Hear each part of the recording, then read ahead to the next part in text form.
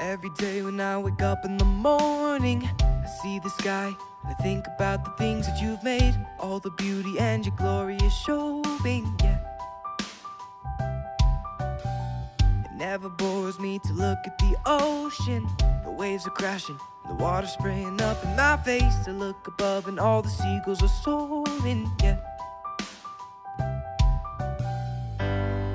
We've got to overcome the darkness, so we don't get caught in the middle, between the hopeful and the heartless. So, hello, good day, good morning, I just can't stop smiling, because today is a brand new day, and all the darkness and the pain is just fading behind me. Oh Lord, what a beautiful day.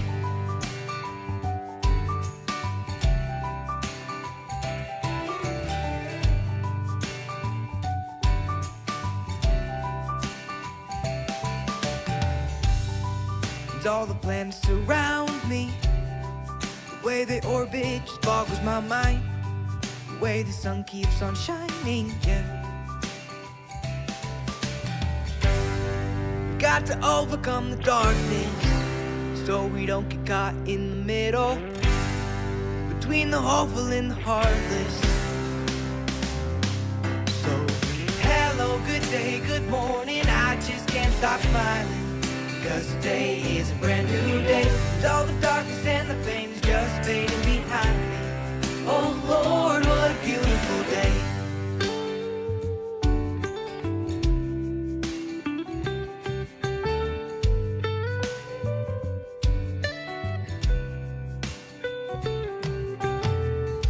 There's nothing to fear, it'll be okay. It's the day that the Lord has made. It's the day that the Lord has made. There's nothing to fear, it'll be okay. It'll be okay. It's the day that the Lord has made. That the Lord has it's made. The day that the Lord has made. That the Lord has made. So, hello, good day, good morning, I just can't stop smiling, because today is a brand new day, and all the darkness and the pain is just fading behind me. Oh Lord, what a beautiful day.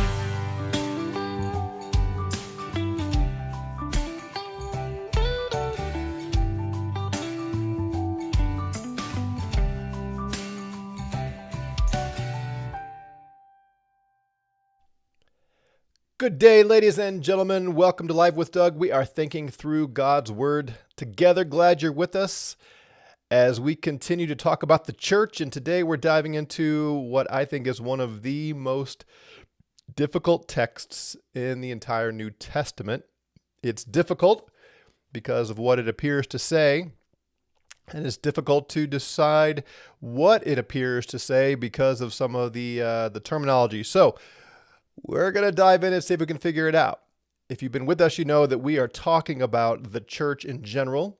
We're not doing a verse by verse through every nuance of 1 Timothy, but we're in this section here at the end of chapter 2 that needs a little bit of time to unpack.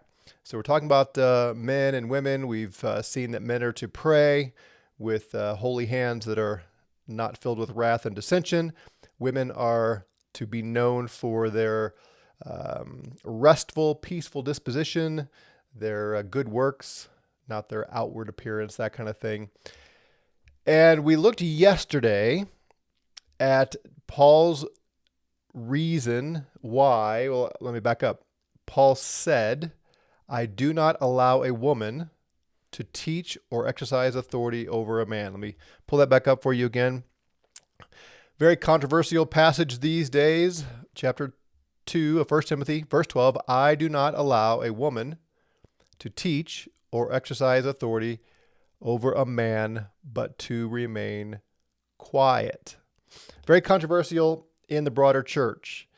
There is a great movement in most formerly conservative Christian denominations to allow women to preach in the gathered assembly, to give women the title pastor, and in some cases to give them the title elder.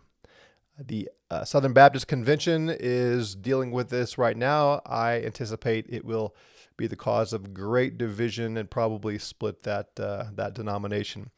The group that I used to be part of, the Christian and Missionary Alliance, they are in the throes of this coming summer. They will make decisions that I expect will see some exodus as they start to give the title pastor to women.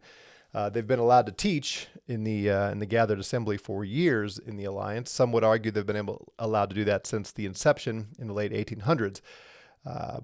And the strategy is this, as I see it. Now, I'm not part of that group anymore, but as I see it, here's what they're doing. They are arguing that pastor is a gift, not an office. They see elder as the office and pastor as the gift because of Ephesians 4. And I see this also in the SBC dialogue some. And the idea is women have spiritual gifts. There's no gift that is restricted just to males. So women have this gift of pastoring. And they look at this passage in 1 Timothy 2, and they interpret it to say, yes, men are to be the authority. Elder is the position of authority, and that's for men. But women can have the pastoral gifting as long as they are under the authority of the men, the elders. See the argument there? That Paul is not saying women can't teach, just that women are to be under the authority of the elders, which are men. So as long as you have male elders, women can preach and teach and do everything because they're under that authority. And here's what I expect is going to happen. As they drive this wedge between the gift of pastoring and the office of elder and allow women to preach and teach and pastor and all that and have the title pastor and all that, in a few years, maybe sooner, when women are doing all this, they're going to say, see, women are doing everything elders do. Pastor and elder are the same thing in the Bible. If they already have the title pastor, why can't we call them elders, make them elders, and then just be done with this distinction? That's where I anticipate this going in SBC, the Christian and Missionary Alliance, and other places. But notice, Paul does not say here, I do allow a woman to teach as long as she's under the authority of a man. It's not what he says. He says, I do not allow a woman to teach or exercise authority over a man, but she's to remain quiet. And the rationale that Paul gives is twofold. Number one, Adam was created first. That's what he says. For it was Adam who was first created or first formed, then Eve. So the justification for a woman not teaching and exercising authority over a man is that the woman was created second. Now, we talked about that yesterday, so I'm not going to go back over it, but just to keep us in the context and draw attention to this, that's the first rationale. The second justification he gives is, and it was not Adam who was deceived, but the woman, being deceived, fell into transgression. So the twofold reason why women are not allowed to teach men in the church and have authority over men in the church is they were created second, and Eve is the one who was deceived. That leads us to verse 15, which is difficult, to say the least. Here's what it says. Here's the NAS. But women will be literally saved. The NAS has preserved, but it is the word saved. Women will be saved through the bearing of children if they continue in faith and love and sanctity with self-restraint. I'm just going to sip my coffee for the next 20 minutes and see if the truth just pops into our head. Maybe another sip of coffee will explain this text. There are so many challenges to this verse. So you notice here in the NAS, and I'll try to go slowly for those of you listening that can't see this. It says, women will be preserved through the bearing of children. Now, I know why they translate it preserved, because it raises all kinds of questions if it means salvation, right? If it's saying women will be saved from their sins through the bearing of children, that makes us scratch our head and say, what about sola fide? What about the gospel? And so on, right? Is this saying that women can be saved simply by having babies? No, so they change it to women will be preserved through bearing of children. That sounds like if women continue in faith and love and sanctity with self-restraint, they won't have miscarriages, or at least they won't die giving birth. Maybe that's the better way to say it. Well, that raises questions too, doesn't it? We all know mothers, and maybe you've experienced this firsthand. We know mothers who died in labor. Does that mean they didn't have faith and love and sanctity with self-restraint? Some would say, well, no, this is just a proverbial statement. Like all proverbs, they're not universals. You can't take them to the bank in every situation. There are always exceptions. It's okay. So in the flow of the argument here, in the context, what does that have to do with anything? Women are not allowed to teach because they were created second, because Eve is the one who fell into transgression, but women will generally be preserved through the bearing of children if they continue in these things. Doesn't seem to fit the context very well, in my opinion. A couple other interesting textual notes. You see the word here in italics is women. That is an interpretation. It's in italics because there's no subject in the original language here. What is interesting is that the verb preserved is singular. Actually, like I said, it's the word saved. The word saved is singular. Anybody see the problem there? Good morning, Dale. Glad you're with us. Do you see the problem there, Dale? The word that is filled in by the NAS is the subject of the sentence. Women will be saved through the bearing of children, but in the Greek, this is saved singular, and the subject has to be singular. Therefore, the appropriate subject should be woman, not women. The woman being deceived fell into transgression, but she will be saved through the bearing of children if they continue in faith. And now it does become plural. All right, so some of you are probably confused. I've lost you. Let me translate this a little more literally. Okay, going back here, the woman, Eve, being deceived, fell into transgression.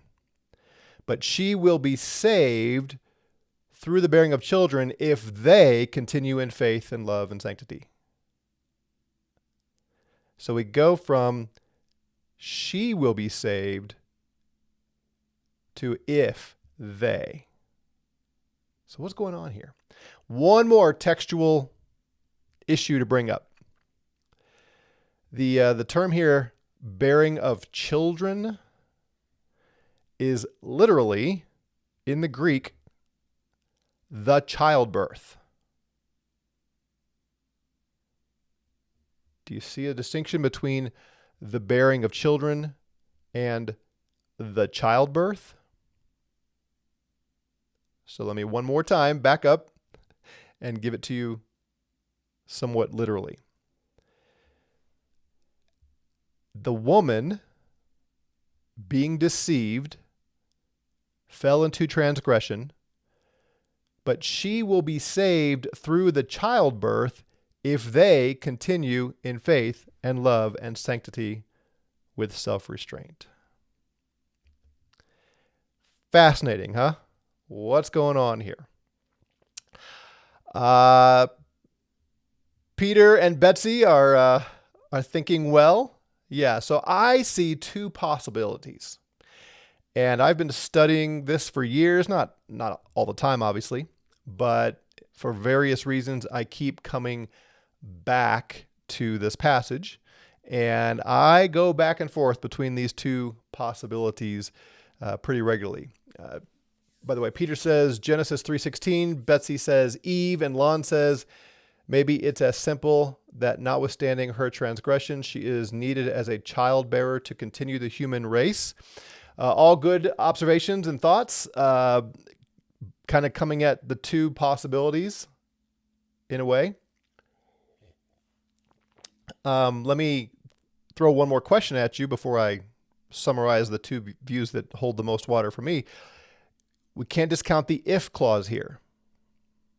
Whatever it means that she will be saved through the childbirth has this conditional clause if they continue in faith and love and sanctity with self-restraint. That's what Paul says. So we've got to factor that in as well. So the two possibilities that make the most sense to me both fit the context. One fits the immediate context better. The other one fits the broader context better, it seems to me. So let me throw these out to you and see if you can help us narrow in on one or the other. And for those who watch this later and have comments, put them in the comments. I'd love to get your thoughts, because I really can't decide between these two with any real gusto. All right, so the childbirth. Some of you have already mentioned Genesis 3. It could be that this is the promised seed, the seed of the woman. So the immediate context here, right, is creation. Adam was created first, then Eve. And then he brings in the woman's sin, Eve's sin. She was deceived. She fell into disobedience. So if you're now going back to Genesis in this context, and you're thinking about Eve following Satan, following his instruction, being deceived by Satan, eating the forbidden fruit, talking herself into it, right? Remember, she says, ooh, it's good to make one wise. It looks good for food. I want to be like God. Yeah, I'm going to eat it. And then she leads Adam into eating it as well.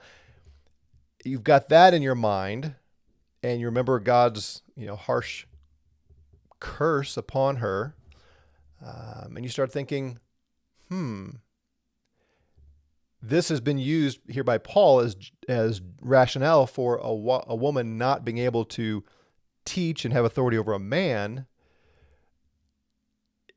Are women, are they condemned? Is this a statement about women that leaves them in great peril because Eve sinned, and now there are consequences to that sin? No teaching, having authority over men. So if you're thinking that, you're going back to the garden narrative. Paul would be quickly wanting women to understand, but that's not the end of the story. Judgment on Eve is not the end, right? There is a seed of the woman coming. And so it could be that he's saying she, speaking of the woman, will be saved through the childbirth, right? So the allusion back to Genesis 3:15, 16, that area, this seed who comes, who we now know is Jesus, he will provide the salvation for Eve and for any other woman who follows Eve into sin, something like that. That makes sense to me in the immediate context, and it fits the term, the childbirth. So, well done, Betsy and Peter. I think that has a lot of merit to that argument. Is that making sense? Before I get to the other one, I just want to see, not necessarily that you agree with me, just do you see the possibility? Do you see the argument? If you could give me a quick thumbs up or yes, something to indicate you're following that argument.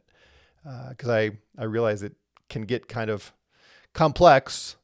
So I'm just looking for some indication that I've made the point. Okay, thanks, Stan. At least somebody has gotten it. So thanks, Lon. That's helpful. So the other possibility is that though the term is the childbirth, that it really is talking about bearing children, something along those lines. Gracias, Dale.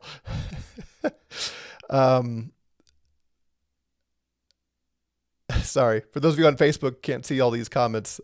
He answered in the affirmative in Spanish. I guess he heard me say I'm learning Spanish with my daughter.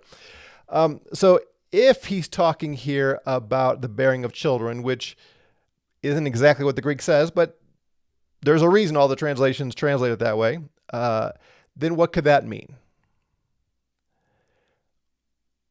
The second half here of the verse, tied to the broader context, would mean something like this. If you've been with us back here when we looked at this phrase in verse 9, I want women to adorn themselves with proper clothing, modestly and discreetly, not with braided hair, gold, pearls, costly garments, but rather by means of good works. When we looked at that, you recall that I referred to Dr. Bruce Winter's analysis, and others have explained this as well, that there was a rebellion going on in the first century, very much like the feminist rebellion of our day, where women were throwing off all restraint, all restrictions. They were becoming very sexually promiscuous. They were flaunting their beauty and how they dressed. They were dressing very provocatively. And these were wives doing this, not just the prostitutes and so on, but proper wives, quote unquote, who beforehand were very, it was expected by the culture and the law for them to behave in a very proper way. They were throwing off all restraint and that kind of thing. And they were rejecting their roles of wife and motherhood, just like we're seeing today. You get what I'm saying, right? There is a push against wives, women becoming wives, getting married, raising their children, being mothers. Career-oriented women, women who act like men, women who take the roles of men. That's all the rage. This is the driving factor for abortion. If you trace back the history, this is why they call it reproductive rights. Men have reproductive rights. They don't have to bear the consequences of having sex with whoever they want to. Now, you may have to pay child support and that kind of thing if you get a woman pregnant, but generally, men have the freedom in our culture to have sex with whoever they want to, and they don't get pregnant. They don't have to bear the baby for 9 months. They don't have to raise the baby, that kind of thing.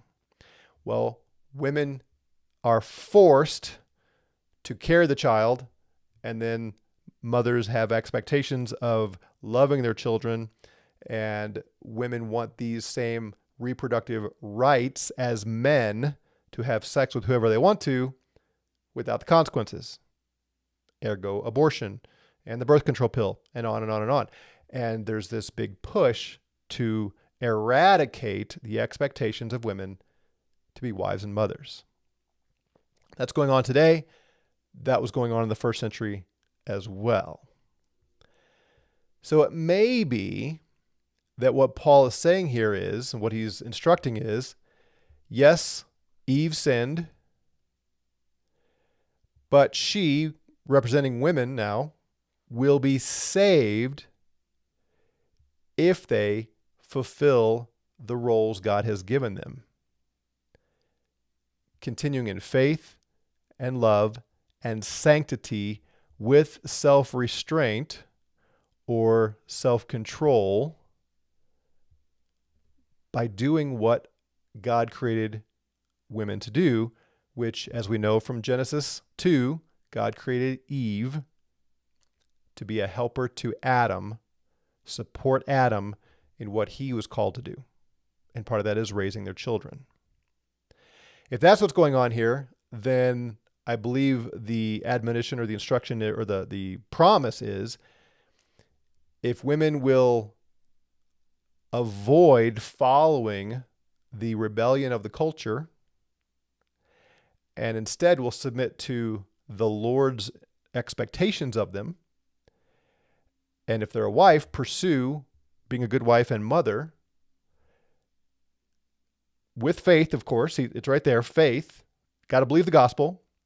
And they love, and they are holy, and they have self-control. And in this context, not getting caught up in the whims of the culture, that will demonstrate that their trust, that their belief in the gospel is real. So I see both of them as acceptable meaning in the context. And like I said, I go back and forth between the two. Even if the first one is accurate, the second half of verse 15 still follows.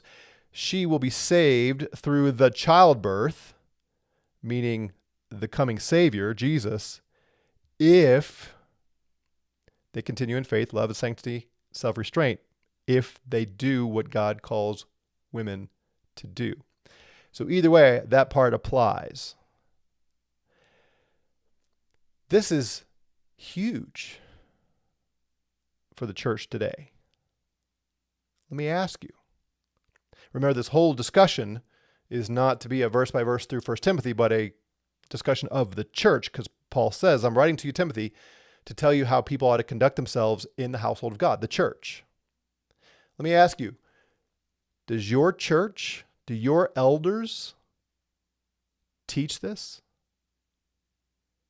When's the last time you heard teaching on women rebelling against the rebellion, rebelling against feminism, and expressing their faith in the gospel through being a good wife and mother, raising their children, showing self-control in contrast to the ways of the world? It is not a place that most church pastors, teachers that I know of want to go. And our women in our churches are being inundated. Our girls are being inundated, and have been for a couple of decades now, maybe longer.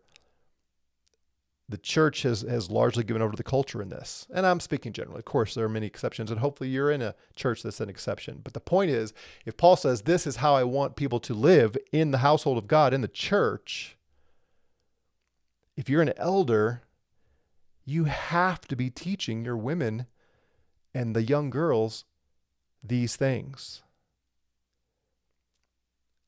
It's a big deal. All right, I see a couple comments here. Peter says, in the New Testament, we are saved from many things, i.e. death, which is through resurrection. Therefore, could it be that Eve would be saved, delivered from death through resurrection and through the work of Jesus?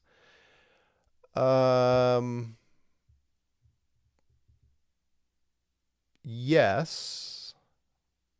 Is that different from our general gospel hope? I think, if I'm understanding you correctly, yes. And through Jesus delivered from death through resurrection, still the point would be if, and they prove, the women will prove they are